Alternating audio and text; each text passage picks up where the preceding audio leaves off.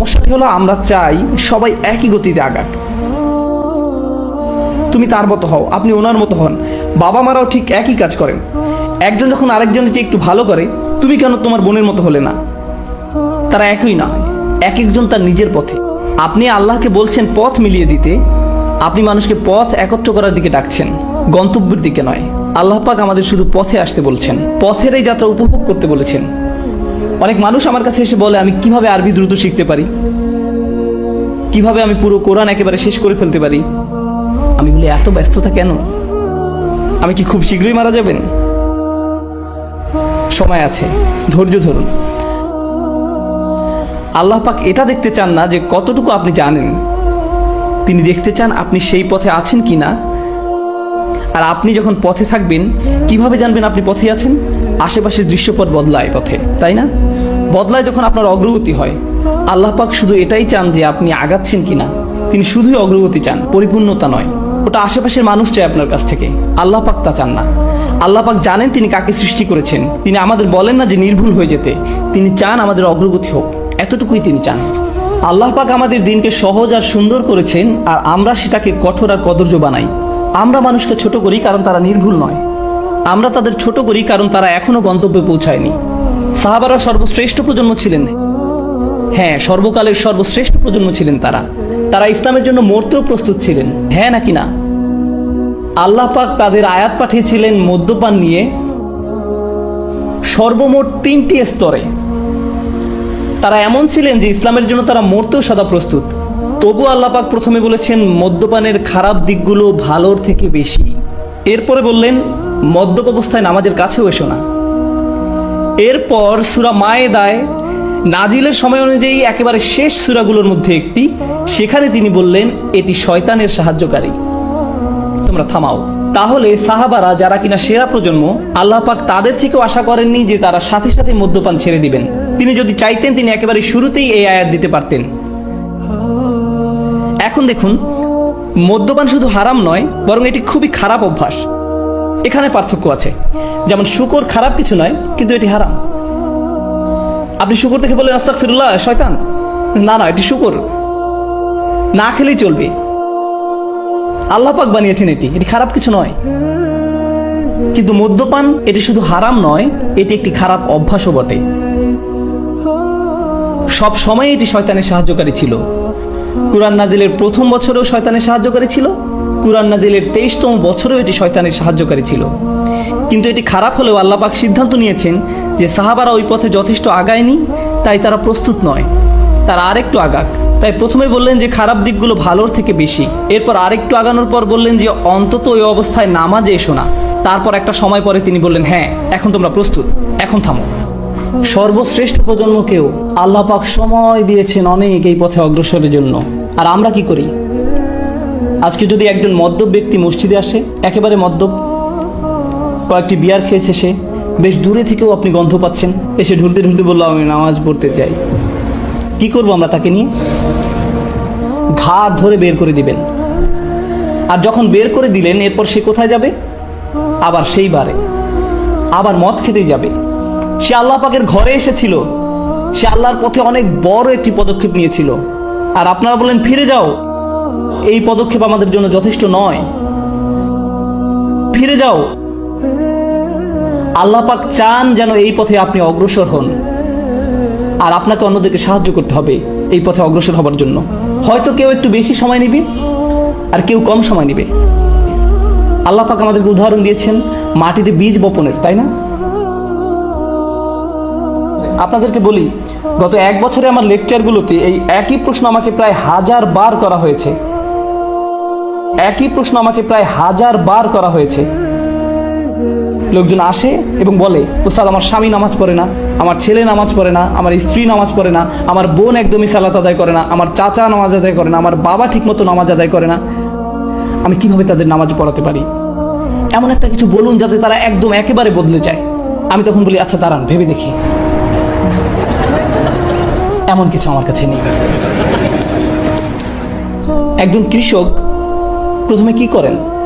বীজ মাটিতে বপন করেন, এরপর পানি দেন, এরপর ঘুমাতে যান, উঠে দেখেন পরিষ্কার আছে কিনা, এরপর আবার পানি দেন, এরপর ঘুমাতে যান, আবার পরের দিন আবার দেখেন, পোকামাকড় থাকলে সরান, আল্লাহ পাকের কাছে দোয়া করেন। এত কিছু তিনি কেন করেন? কোনো অগ্রগতি কি তিনি দেখতে পান? না, যা হচ্ছে সব মাটির নিচে, সে নিজে কিছুই দেখতে পায় না। সে কি বলে যে এখনই ফসল ফলাতে হবে? বীজটা মাটি থেকে টেনে বের করে এরপর আবারও টানাটানি করে দেখি কিছু হয় কিনা। আল্লাহ পাক কোরআন নাজিলকে আকাশ থেকে পানি নেমে আসার সাথে তুলনা করেছেন। আর পানি যখন আসে, পৃথিবীতে জীবন কি সাথে সাথে শুরু হয় নাকি সময় লাগে? সময় লাগে।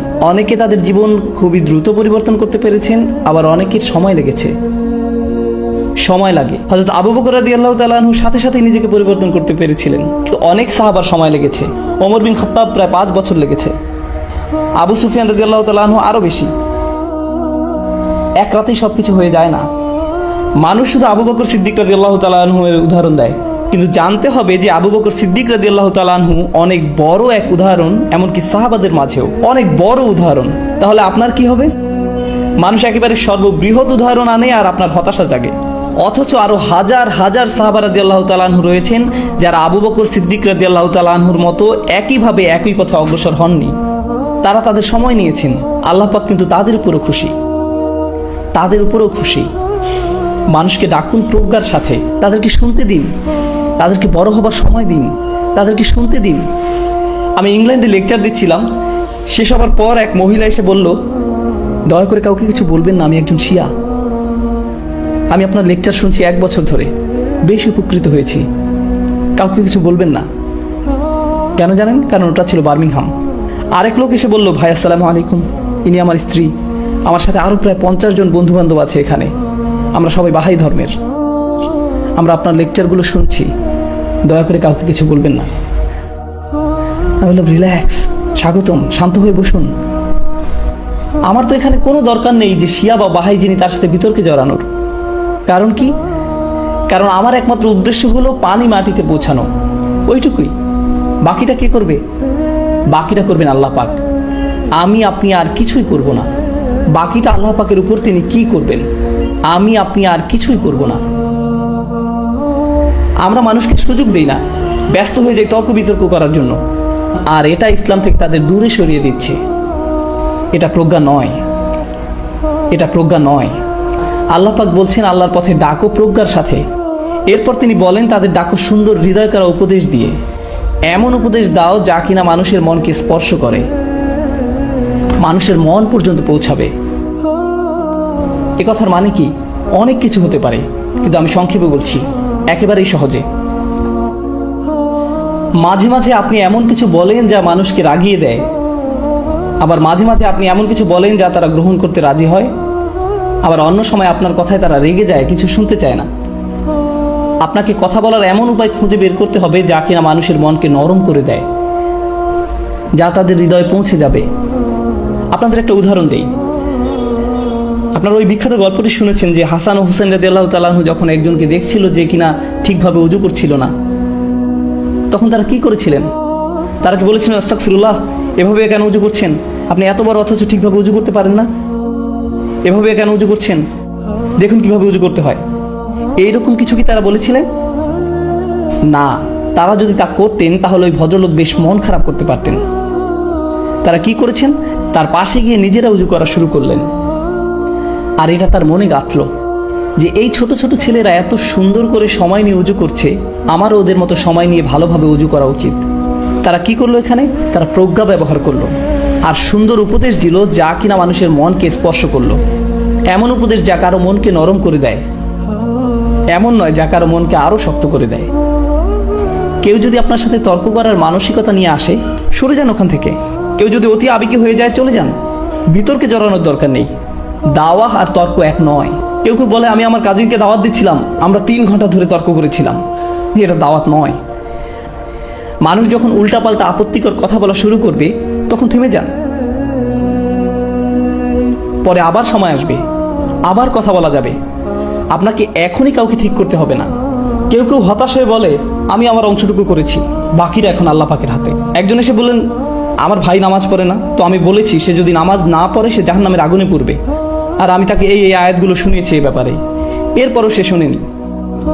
এখন আমি আল্লাহ পাককে বলতে পারবো যে আমি আমার কাজ করেছি। আমি মনে মনে বলি, জেলে যেতে না হলে তুমি এখন একটা চর খেতে। মানে কি, তুমি তোমার কাজ করে ফেলেছো মাদর। আমরা নবী আলাইহিস সালামদের উদাহরণ অনুসরণ করি। তারা কি আয়াতগুলো একবার পরে বলেছিল যে আমি আমার কাজ করে ফেলেছি, ইয়া আল্লাহ তাদের ব্যবস্থা করুন, বন্যা শুরু হোক? এইভাবে কিছুই হয় না, এইভাবে কিছুই হয় না। আপনি কাউকে উপদেশ দিবেন, এরপর আবার দিবেন, আবার দিবেন, আবার যাবেন, আবারও যাবেন, আবার বলবেন, যতক্ষণ না পর্যন্ত আপনি মারা যাচ্ছেন। কেউ কেউ এসে বলে এমনকি নূহ আলাইহিস সালামও ঠিকই একসময় হাল ছেড়ে দিয়েছিলেন। আমি তখন বলি, আচ্ছা আপনিও 950 বছর ধরে দাওয়াত দিন, এরপর হাল ছেড়ে দিন। আর একটু বয়স হোক, এরপরে নূহ আলাইহিস সালামের উদাহরণ আনবেন। আমরা প্রজ্ঞা ব্যবহার করি না, সুন্দর উপদেশ যা মন স্পর্শ করবে তা দেই না। আপনাদের বলি, হয়তো এ কথা বলার জন্য আমাকে ঝামেলায় পড়তে হবে, পরেও করি না। যখন এখানে এসেছি একটা ব্যাপার আমি খুবই কষ্ট পেয়েছি। এখানে যারা ট্যাক্সি ড্রাইভার, যারা দোকানে বা হোটেলের কর্মচারী, যারা রাস্তা পরিষ্কার করছে, আমরা তাদের পাশ দিয়ে যাই, অথচ তাদের সালাম দেই না, একদমই সালাম দেই না। রাসূলুল্লাহ সাল্লাল্লাহু আলাইহি সাল্লাম বলেছেন, আল কাসিবু হাবিবুল্লাহ, আল কাসিবু হাবিবুল্লাহ। আল্লাহ তাকে ভালোবাসেন যে কিনা কষ্ট করে তার টাকা উপার্জন করে। তো ওই পাঠান লোকটি যে কিনা সারাদিন নান বানাচ্ছে, তার পরনের কাপড় যা সাদা ছিল এখন বাদামি হয়ে গেছে, সে আপনার পাশ দিয়ে গেল আর আপনি মুখ বাঁকিয়ে বললেন, এরা এখানে কি করছে? না না না না না, আল কাসিব হাবিবুল্লাহ, তারা অন্তত আপনার সালাম পাওয়ার তো যোগ্য, তারা অন্তত আপনার সালাম পাওয়ার তো যোগ্য। আর আমরা এই একই ধারণা নিয়ে আসছি যে কেউ কেউ অন্য কারো থেকে উপরে। আমাদের ধর্মে এমন কিছুই নেই, সকল মানুষ সমান, সবাই। আর বিশেষ করে মুসলিমরা, সকল মুসলিম একে অপরের ভাই ভাই, সকল মানুষ সমান, সবাই। হোটেলে আসার পর একজন এসে বলল, স্যার আপনার সাথে কি একটু ছবি তুলতে পারি? আমি বললাম যে স্যার কেন বলছেন, আমি তো আপনার ভাই। Okay sir. স্যার ভাই, আমি কি আপনার সাথে একটু ছবি তুলতে পারি?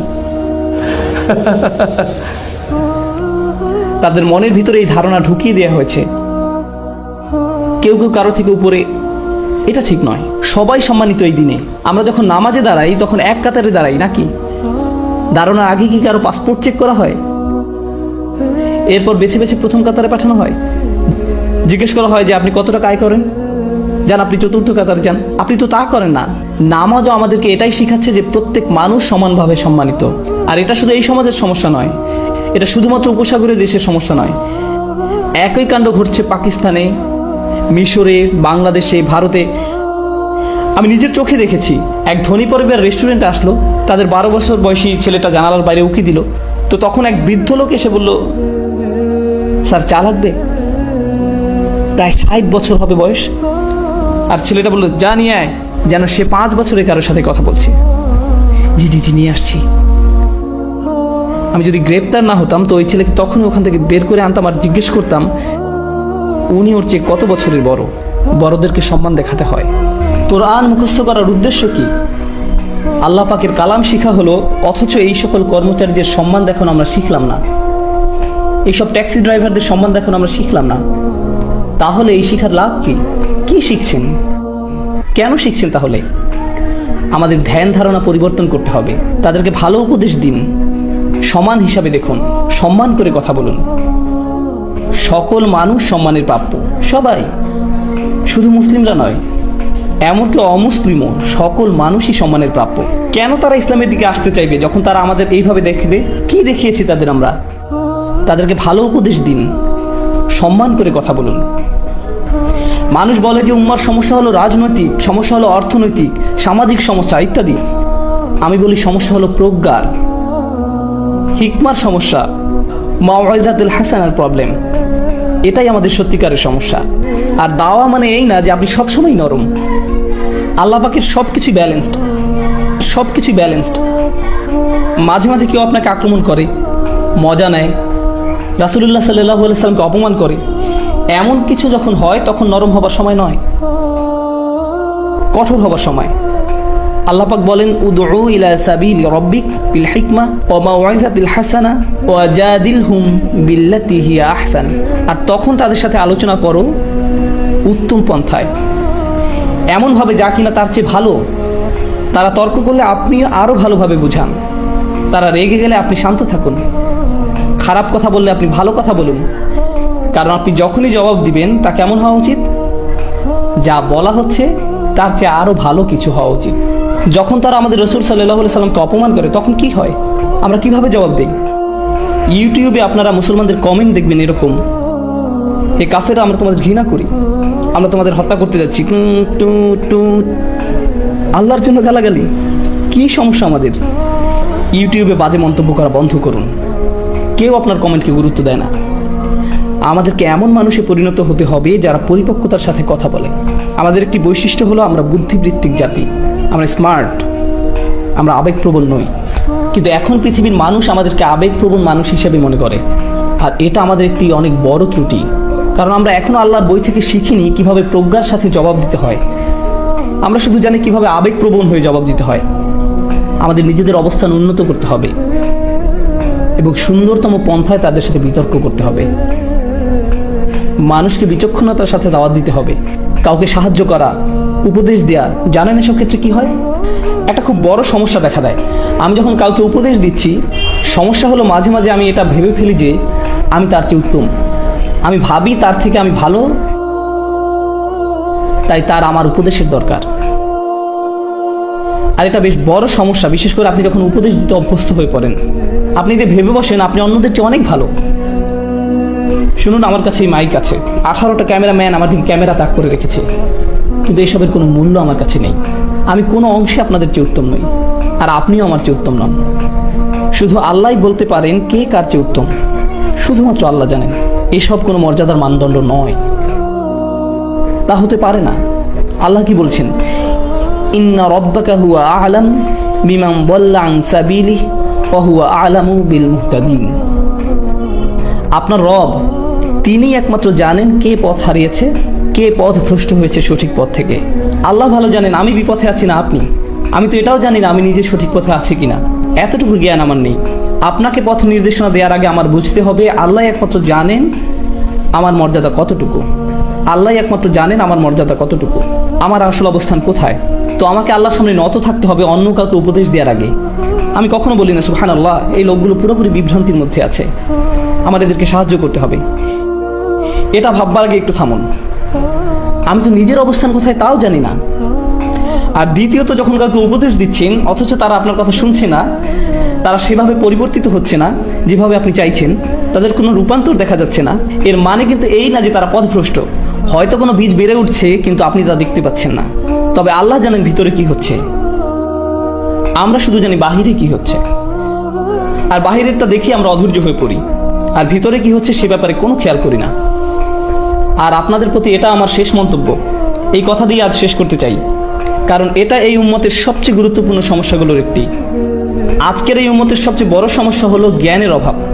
এই অভাবের উপস্থিতি বোঝা যায় যখন আমরা বাহ্যিক দিক দেখে ব্যতিব্যস্ত হয়ে পড়ি, অথচ অন্তর্গত বিষয়গুলো নিয়ে ভাবি না। এমনকি ইসলামিক কর্মকাণ্ডেও না। একটা ছেলে খুব ভালো কারণ সে সম্পূর্ণ কোরআন মুখস্থ করে ফেলেছে, কিন্তু এটা তো বাহ্যিক বিষয়। একজন ভালো মানুষ সেই যার অনেক ইলম আছে, এটাও তো বাহ্যিক বিষয়, অন্তর্গত বিষয় নয়। আপনার অনেক ইলম থাকা সত্ত্বেও আপনি একজন জঘন্য মানুষ হতে পারেন, এটা সম্ভব, তাই না? আপনি হতে পারেন একজন হাফিজ, কিন্তু আল্লাহ আর রাসূলের ব্যাপারে আপনি এক বিন্দু পরোয়া করেন না। সম্ভব এটা? অবশ্যই। কেউ হাফিজ হলেই যে সে ভালো মানুষে পরিণত হয় এমনটা নয়। হিফজ খুবই গুরুত্বপূর্ণ, আমার সন্তানরাও হিফজ চর্চা করে, কিন্তু হিফজ এই সমীকরণের খুবই ক্ষুদ্র একটা অংশ।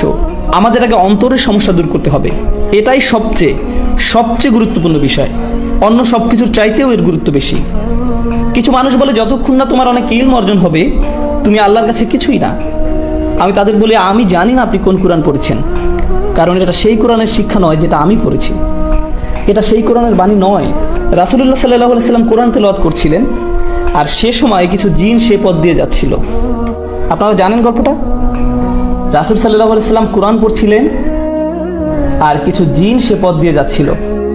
তারা যখন কোরআন শুনতে পেল তখন বলল, এই চুপ, এটা কি শুনতে পাচ্ছি। যখন সম্পূর্ণ তেলাওয়াত শেষ হলো তারা তাদের জাতির নিকট ফিরে গেল এবং দাওয়াত দিতে শুরু করলো। কতটুকু সময় ধরে জিন জাতি কোরআন শুনেছিল? কয়েক মিনিট। তারা কি তাফসিরের উপর কোনো ডিগ্রি পেয়েছিল কোনো ডিগ্রি? তারা তাজবিদের ইজাজা পেয়েছিল কোনো প্রতিষ্ঠান থেকে? এই জিনেরা কোরআন শিখেছিল কতক্ষণের জন্য? অল্প কয়েক মিনিটের জন্য। অথচ এরপরে কি হলো?